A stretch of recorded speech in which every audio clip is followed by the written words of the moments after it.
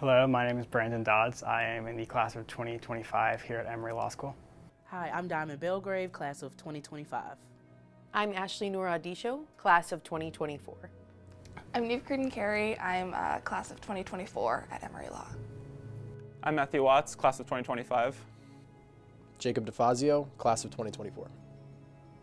Last summer, I interned at Catholic Charities Atlanta in the Immigration Legal Services Department, and the two main areas I focused on were cases involving unaccompanied minors and then also asylum cases. For the unaccompanied minors cases, I was doing a lot of writing requests to the government attorneys who stop the deportation proceedings against children. My biggest project of the summer was an asylum application. So I think the reason that I became interested in public interest work was becoming aware of a lot of the injustices in this country. I think also part of it was a feeling that if I wasn't doing anything, then I was kind of part of the problem. Public interest attorneys obviously make very little compared to the big law attorneys, but compared to most people in the world and in this country, public interest attorneys still make a very good living. Last summer, I interned with Judge Kimberly Esmond Adams in Fulton County Superior Court. This court handles disputes for the citizens of Fulton County. Some of the work I did involved legal writing and research. And so specifically, I would work on motions to dismiss, and I would give order recommendations to Judge Adams. I really would like to become a public defender so that I can represent people in indigent communities. Why do public interest? Why not do public interest? I mean, it's the reason why, the law system even came about, is to help others. It was important that I help the people that really needed the most, and which is why I want to be a public defender. The EPIC grant was important to me because it helped me do what I actually care for. There's a lot of temptation to just go to big law and do a firm job because, there are bills we have to pay. But the EPIC grant helped me pay my rent, it helped me pay for groceries, it helped me pay for parking while I got to work for a judge. My first summer receiving the EPIC grant, I was at the DeKalb County Public Defender's Office working to represent indigent clients in the Atlanta area. And then in my 2L summer, I had the opportunity to actually travel to Los Angeles, California, because I was taking an unpaid position at a different organization called Los Angeles Dependency Lawyers, a private nonprofit that represents parents in LA County that are at risk of losing their children to foster care.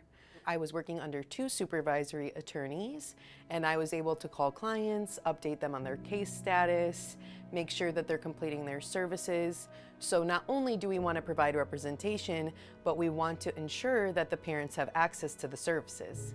Unfortunately, public interest organizations are not often in the position to provide funding to their student interns, and having EPIC allows those organizations and allows the student to pursue the important work that they care about without having to worry so much about the financial aspect. So my first summer, I worked at the Georgia Office of the Capital Defenders for attorneys working on death penalty cases throughout the state of Georgia. And my more recent summer, I worked at the Southern Center for Human Rights. The Georgia Office of the Capital Defenders represents people who are facing the death penalty in trials and cases throughout the state. In my last summer internship, started out the summer working on some legal research for some impact litigation. I then also worked in Alabama on some presentations to get people parole, and in Georgia on some applications for parole. I also did some case analysis as well as intake, so like answering calls and fielding cold calls from people throughout the South. My postgraduate job is working in a nonprofit called Still She Rises, which does criminal defense as well as some family law and housing advocacy for socioeconomically disadvantaged women in Oklahoma. So I'll be joining their criminal law practice. So over the summer, I was with a small nonprofit based in Virginia called Animal Partisan, focused on improving the lives of animals in agriculture and research through things like private criminal complaints and administrative petitions and lawsuits. The biggest project I worked on was a big administrative petition that we submitted to the Virginia Department of Agriculture and Consumer Services, where we were asking for them to promulgate new rules, improving the well-being restraints for poultry transport. I wrote a big long petition. It was a fun project because it was sort of like what you do in 1L, writing briefs and memos, but it was also like I got to incorporate a little bit of scientific research where I was saying, here's what scientific studies say, how birds respond to heat stress, things like that, trying to make the best case I could. In addition to that, I did a few other things, some research into false advertising and a couple other things. And so it was nice to get a little bit of diversity and to work on some stuff that was really meaningful to me. I worked this past summer at the Georgia Public Defender Council's State Central office here in Atlanta, specifically under Sean Hoover, the supervisor of the Gang and RICO unit. So my work was representing indigent clients who weren't able to pay for their own lawyers, and specifically charged with gang and RICO related offenses. So I helped build cases, I reviewed evidence, I drafted motions, I generally helped with whatever the attorney I worked for needed. I went to court multiple times. I did interviews in jails multiple times. And all of that was in relation to building strong cases. And my family is not of means, so my parents weren't really prepared to fund me through the summer. So the EPIC grant allows me to do what I actually want to do in the public interest, to pursue what I'm actually interested in, and not worry about having to figure out where money was going to come from. I grew up in South Florida. I grew up very close to the poverty line. I knew what it was like for poor people, and I never met a lawyer before.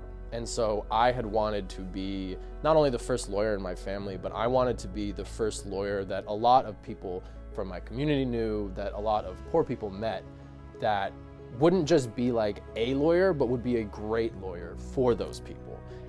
The whole spirit of the legal career is that even persons who are in private legal positions are encouraged by the bar to participate in pro bono opportunities and to provide funding for attorneys who do work in pro bono positions. So it really feels like a well-rounded support from the overarching Emory Law community and the rest of the legal community to say, we see you and we hear you and we want to help you as you work to help the greater legal community.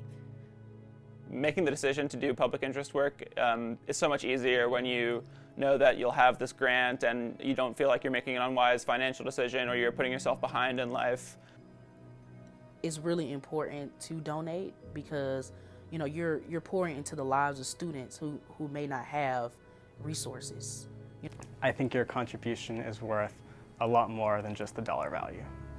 I also think donating to EPIC is just a great way to show your encouragement and your support. It can feel kind of lonely to be a public interest law student sometimes, but the ongoing support of donors and professors and advisors and everyone really, it makes it easier for people to stick on the mission that they feel passionate about. Having the EPIC grant and having donors like you that are willing to support and willing to help out people like me and other students that want to go out and do this kind of work, it means the world, and it makes it possible for people who otherwise wouldn't be able to do public interest work at all. So thank you.